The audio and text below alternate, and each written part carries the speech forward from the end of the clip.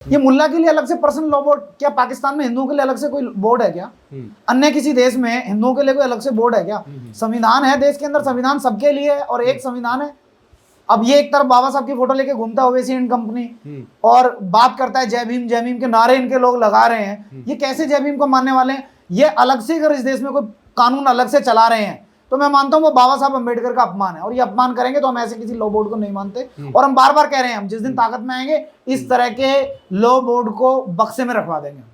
ये देश संविधान से चलेगा, और वो संविधान जो सभी को बराबरी का अधिकार देता है, कोई अलग से विशेष अधिकार, कोई अलग से बोर्ड, वो अब इस देश में नहीं चलेंगे। धीरे धीरे ये सब पैक होने की तैयारी में। संविधान से तो देश अभी भी चल रहा है। राहुल गांधी भी एक किताब लेके घूमते हैं संविधान की, आप फिर किस अलग संविधान? आप राहुल गांधी की जैसे मतलब राहुल गांधी जैसे लोगों के ऊपर कोई क्वेश्चन करेंगे तो मैं कोई जवाब नहीं दूंगा, क्योंकि देश में बहुत सारे महत्वपूर्ण विषय हैं। अच्छा, ठीक है, बहुत सारे लोग हैं जो मतलब जिन्होंने, आप मीडिया के लोगों ने उसे पप्पू घोषित किया ना, उसकी उल्टी सीधी वीडियो अब आप मेरे से क्वेश्चन आंसर करके उसे मान बनाना चाहते हैं क्या?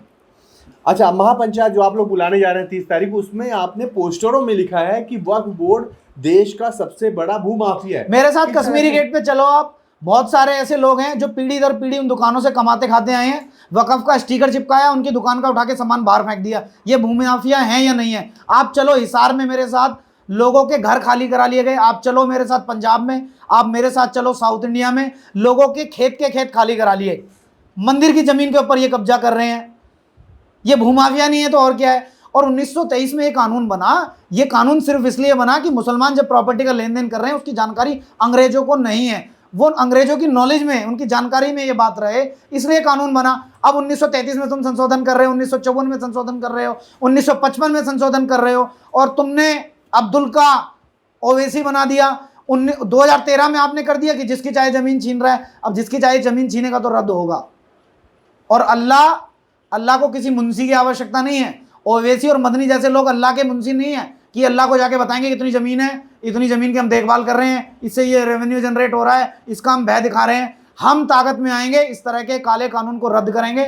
और विश्वास दिलाता हूं, जिनके पास आवाज़ भी नहीं है इस देश में, जो होमलेस लोग हैं, जितने भी लोग सड़कों पर रह रहे हैं, झुग्गी झोपड़ी में अभाव में जीवन जी रहे हैं, जिस दिन हम ताकत में आएंगे इस जमीन को राष्ट्रीय संपत्ति घोषित करेंगे और हर बेघर को इस जमीन पर घर देंगे। और मैं मानता हूं अगर अल्लाह जैसी कोई चीज़ है तो वो खुश होगी इस बात से कि मेरी जमीन पर एक बेघर को घर मिला है। ये भूमाफियाओं का कब्जा इस पे से आज न कल हटेगा। अच्छा, आपने अपने बयान के दौरान 3 बार से ज़्यादा बोल दिया हम ताकत में आएंगे। देश में भाजपा की सरकार है, दिल्ली में भी अब भाजपा की सरकार है, आप किस ताकत की बात करें? मतलब एक सत्ता ही होगी, एक सरकार ही है, एक सरकार ही कर सकती है। आप अलग से पार्टी बनाना चाह रहे हैं या फिर कोई चुनाव वगैरह? मैं समझ नहीं पाया इसको थोड़ा सा।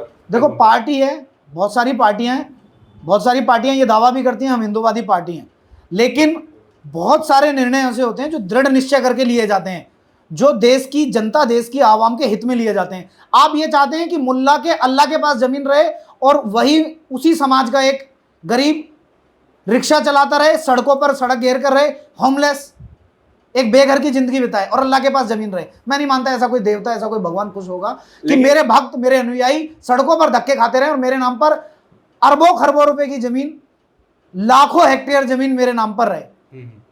लेकिन आपके ही टीम से अनिल जी ने कहा कि ये जो पंचर बना रहे हैं, ये जो रिक्शा चला रहे हैं, ये इनकी षड्यंत्र के तहत कर रहे हैं, ये इनकी गरीबी नहीं है, ये तो 700-800 वर्षों तक राज किए हमारे यहाँ पर, फिर भी सवाल था मेरा। नहीं, हमारे यहाँ मुसलमानों ने राज, हमारे यहाँ के मुसलमानों ने राज नहीं किया।